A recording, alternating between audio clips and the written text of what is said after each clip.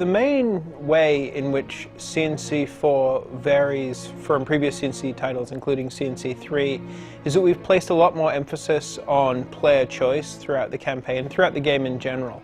And that breaks down into a couple different categories. There's our class system. And so with the choice between offense, defense, or support, you can really approach the missions in your own way with the progression system that we have. So in your offense class, you may have unlocked a certain number of battle tanks that you can use to make a really good ground assault. Or if you're support and you've unlocked some of those cool support powers, you can kind of hang back and use those to your advantage. So by having a lot of different ways to approach the missions with our class-based system, I think that's really what sets it apart from CNC3, where you really only had kind of the tank blob gameplay to go with. Another one of the challenges in being a single-player mission designer in Command & Conquer 4 was figuring out how to make the game fun for all three different classes. The first thing to know is that any of our missions can be used with any of the classes, and you'll still be able to complete that mission. But you'll have to approach it in a very different way depending on what class you choose. You don't, make it more difficult for yourself by picking support instead of offense or defense. It's actually been one of the key focuses of our development. In fact, during the mission, if you don't like how it's working out with your chosen class, you can auto-destruct your crawler and respawn as a different class. But it's a great way for our campaign to really use any of those classes and approach the mission, but they all have their different play styles which you have to take advantage of. Rest, my son. Your suffering has not been in vain.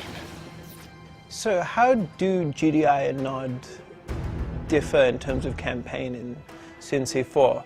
Well, we've actually taken an approach that's a little bit old school, where either way, when you start the campaign, you start out as a GDI commander.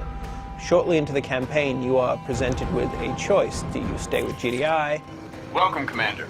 Or do you realign yourself with Kane? The hub is ours.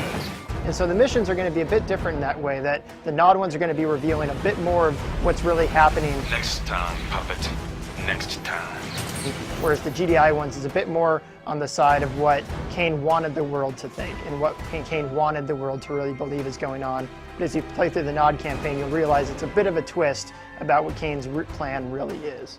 It's epic, it is the conclusion, and it doesn't mean that the universe is over, but this particular storyline, the storyline that began in Tib Dawn, is coming to a close. And along the way, you will learn some significant things about Kane. What does Kane mean when he talks about ascension? How long has he actually been on Earth, and why is he here? What influence has he had in that time? So I don't want to spoil things, but if you play through both the GDI and the NOD campaign, you're really going to have that complete answer to what the whole saga is about. So player progression is one of the really cool things in Command & Conquer 4. So as you start off the game, when you just install it and you're kind of starting your profile from scratch, you are going to be a bit limited in what you have. But as you play through the campaign, you'll be unlocking all new weapon components, all new units and powers and structures. And the thing that's cool about that is, say maybe you're playing along as offense for a while and really having fun with that class, and then you level up and say you unlock some new structures for the defense class. You're then kind of compelled to go try defense and see what they're all about. And then you unlock some powers and you're compelled to go try support, and you see why that's a really cool and unique class. So it's a great way to have you kind of jump between these different classes without overwhelming the player from the start. Player progression isn't limited at all in the single-player campaign, which is an especially awesome thing if you're having trouble with one of the single-player missions. You can take it down a notch in difficulty, get some new toys, and then go back in and just roll over everybody.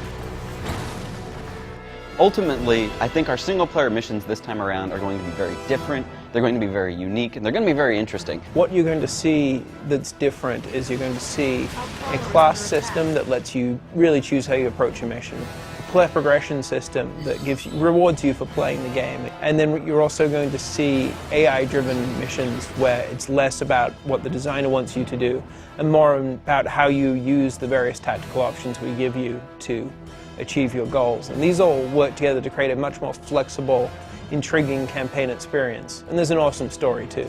So we're very excited to bring the conclusion of the Tiberian saga with Command & Conquer 4. We've really put a lot of heart, a lot of effort into finalizing this chapter, really putting that into the single player campaign and those missions. We're going to be on shelves March 16th, and I hope you check it out. You have done well.